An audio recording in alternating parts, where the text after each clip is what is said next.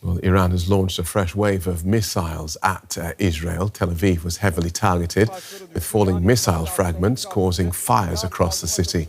Flames engulfed vehicles and nearby homes sustained damage. Local authorities allege that cluster munitions were used. Elsewhere in Israel, authorities say 6 people were injured in the central town of Kafr Qasim.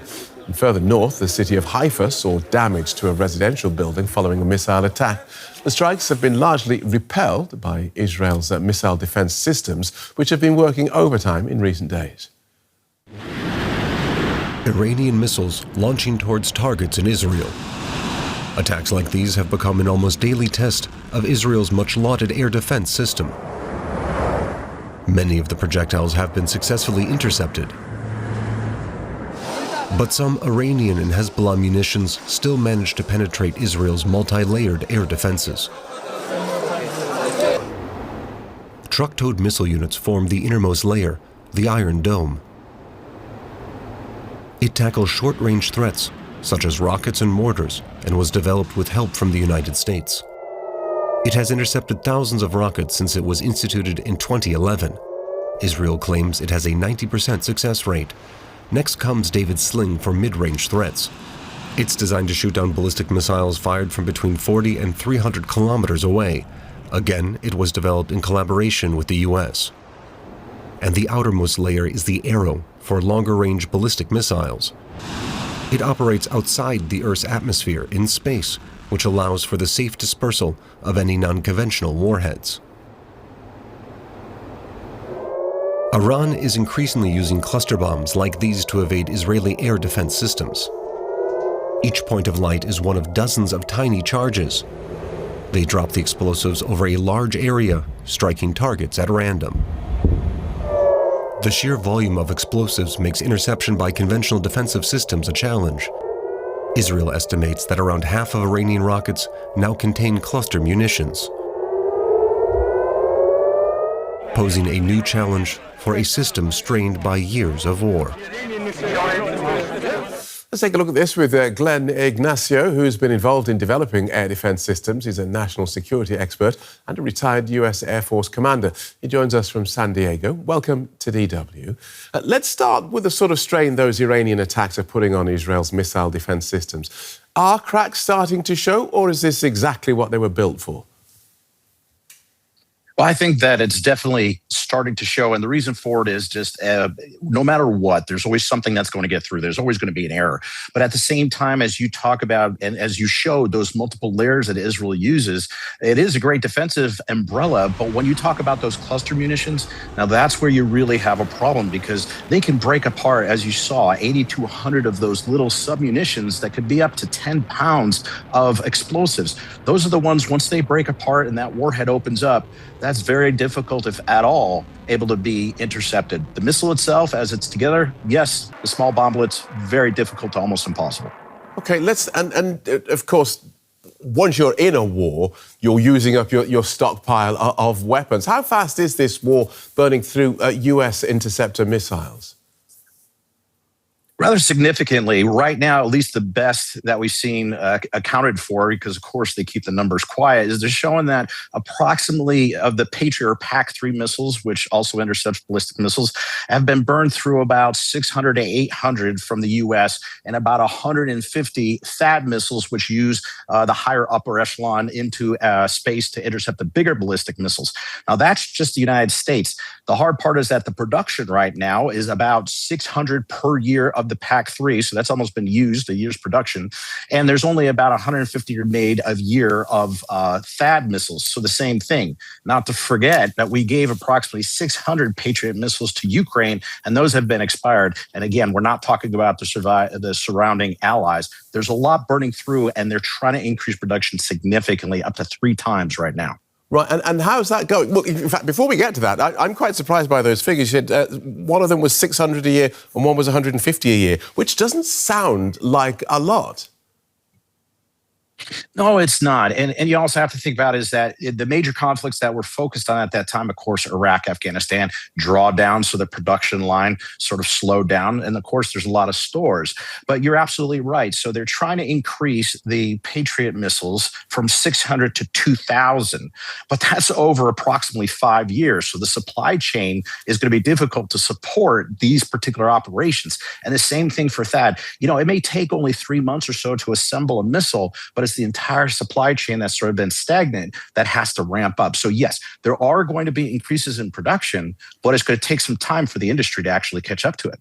That's really interesting. 3 months to put a missile together. So this is not just because you're sort of starting from scratch and building up. These things just take a long time to put together. Yeah, extremely complicated because, when we talk about that, it's literally a bullet hitting a bullet. And so it doesn't have an explosive warhead. But you're talking about the missile system, guidance systems, the seeker system. So if all the parts were together, it'd be put together rather quickly. But again, it's getting all those parts from a variety of different contractors, having them all ramp up and their supply chain. So you can imagine it's almost like an electronics company, but all these parts that have to come together. And so when you're talking about an increase of threefold, it literally is a domino that gets longer and longer the further you get down the supply chain. So that is the reason why everybody's trying to pick it up as fast as possible, right. But you can't do it overnight. So that's the issue. And what do we know about how Iran is doing with its production of these weapons? Oh, well, Shaheed, they've assembled so many. I don't think we actually have an account for all many. But let's give you another understanding that's really key, and a lot of people don't think about it, is it's economical warfare, not just kinetic warfare. So say a ballistic missile from Iran, it costs about maybe $1 to $2 million for them to make that. Yet one of those THAAD missiles is $8 million, and one of those PAC-3 Patriot missiles is about half, about $4 million.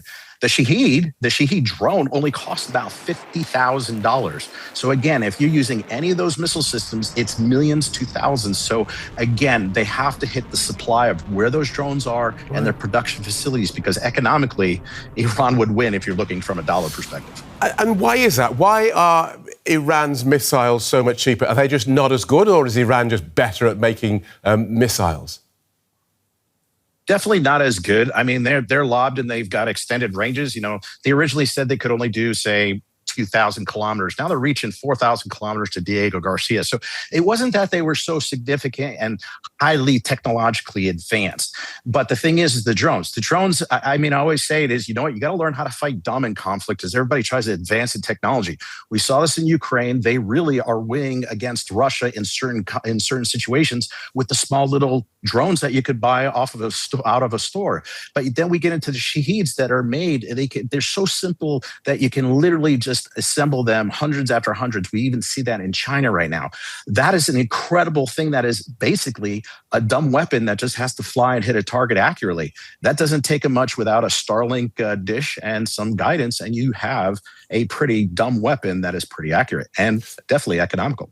You mentioned that attack on that US-UK base at Diego Garcia. That seemed to have taken everyone by surprise, a range of 4,000 kilometres, which, if you look at a map, that sort of puts London, Berlin, Paris, India, the entire Arabian Peninsula, all within range, which gives pretty much everyone food for thought. Yes, you're absolutely right. And originally that even Iran is sort of stated that, no, we're not going to exceed the 2,000 kilometer range. And then they took this shot at Diego Garcia, which of course is a big bomber base for us to utilize with the UK.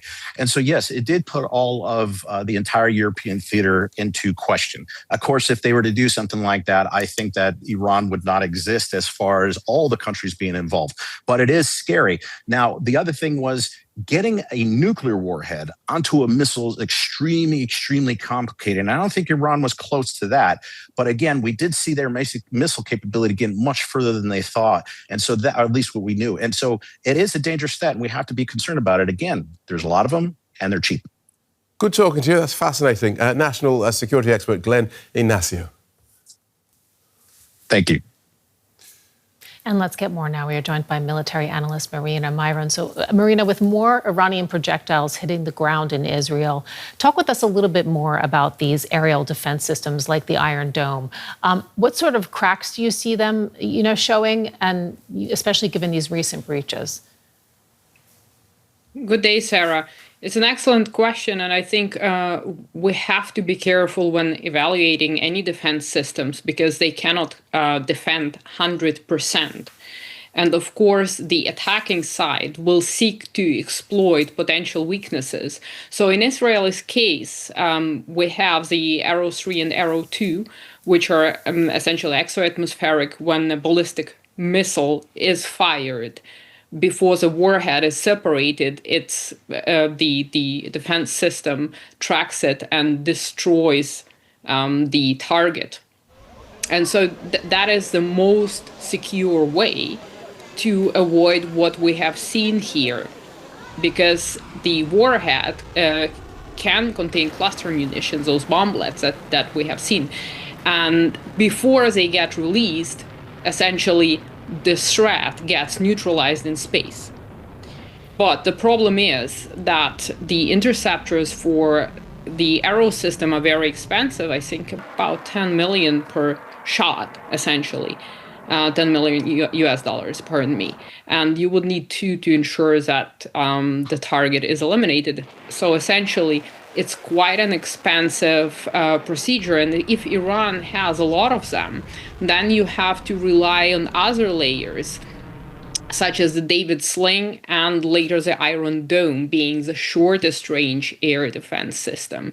The radar that both David Sling and Iron Dome use, it's the same kind of radar, short range radar, which can detect those little bomblets when they fall. But the problem is detecting and tracking them and engaging them. Those are kind of two different questions, because you can track them, but if you don't have enough interceptors, how are you going to discriminate? And besides, you have other threats, maybe drones, maybe decoys.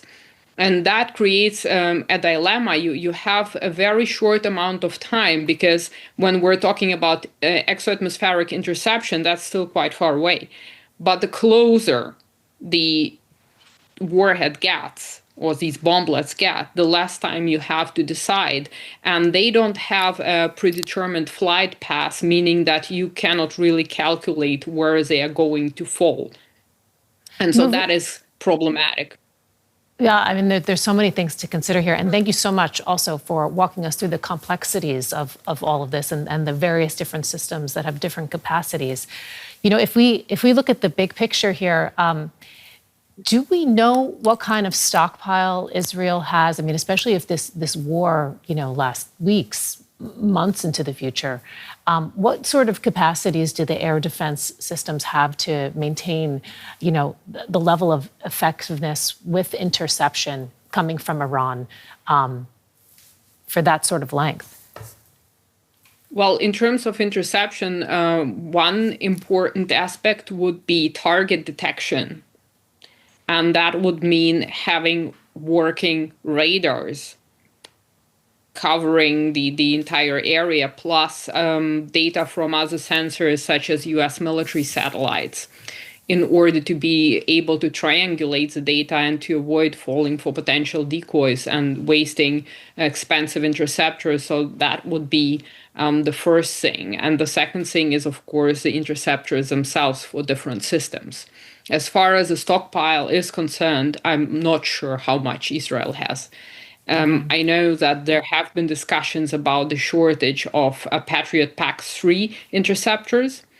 And as far as the interceptors for the Iron Dome, which are the cheapest ones, and David Sling and Arrow 3 are concerned, I don't know which numbers Israel has and how many they have used up to this point.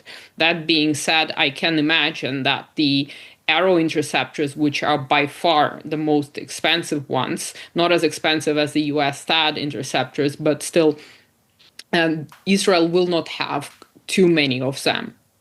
because right now the idea is to use the cheapest way to intercept whatever Iran is firing at Israel in order to reduce the costs. And the other problem is how quickly can you replenish the stocks given the fact that the war is still going, and it seems like Iran has retained enough capability to cause both physical and economic damage. And so on the one hand, you have the radar tracking problem, and that's why the Iranians have been trying to destroy radars, because essentially, if these are the eyes of the system, and in the Israeli case, it's the eyes and a bit of the brain of its air defenses, and then you also need to engage the target. So you have the battlefield management and weapons control system, which then receives information from the radar and says you need to fire at these targets and send that to the launcher. So essentially, that is how this works. And I'm sure that neither Israel nor the United States were preparing for this duration, because the idea was to destroy Iranian stockpiles, meaning that replenishing the stock will be more and more difficult as we move forward, especially as we see now Iran is using cluster munitions. Iran has also drones that it can use, and that all those cheap means will further deplenish the defensive capabilities and make it easier to penetrate the layered air defenses that Israel has, which doesn't say that the system is bad itself.